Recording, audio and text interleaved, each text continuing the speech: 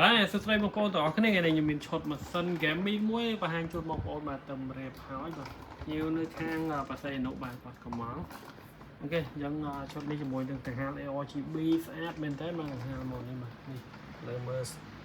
ម៉ាស៊ីនមកចុំសិនបាទទាំងខាលមាន6គ្រាប់មានតេឡេវិជាដូរពណ៌ដូរភ្លើងអីបានទាំងអស់បាទនេះបាទ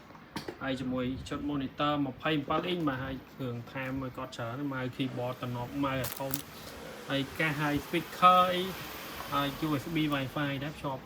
នេះហើយដល់ជាប់ម៉ាស៊ីនហើយបាទអញ្ចឹងមកមើល spec ម៉ាស៊ីននេះបាទ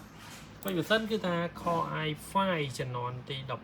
12ហើយជាមួយ RAM 16GB SD M2 ហ្នឹងបាទ 256GB ហើយជាមួយនឹង hard disk ធម្មតាមួយតេ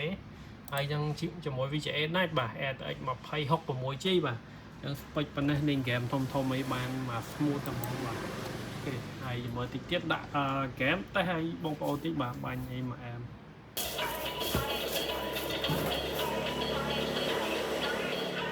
អូខេបាទឥឡូវយើងតេស្តហ្គេម Forza 5 ជួលឈៀវបាទមុនផ្ញើចេញបាទ smooth មែនតើនេះបាទរូបភាពច្បាស់ត្រជាក់ភ្នែកវាគឺម៉ាស៊ីន i5 12បាទនេះអូ VGA 2066GB បាទរូបភាពគឺថាមក smooth ហ្មងបាទនេះ break អូអែមណាស់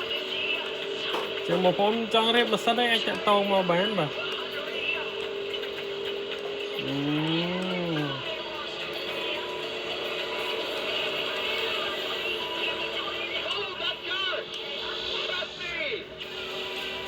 វ៉ាវហើយ view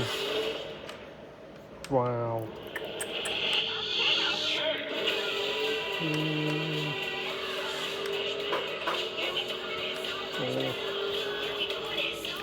អូខេបាទឥឡូវតេស្តប៉ុណ្ណឹងបាទអញ្ចឹងបងប្អូនចង់រៀបម៉ាស៊ីនសម្រាប់ការងារ gaming MMO graphic design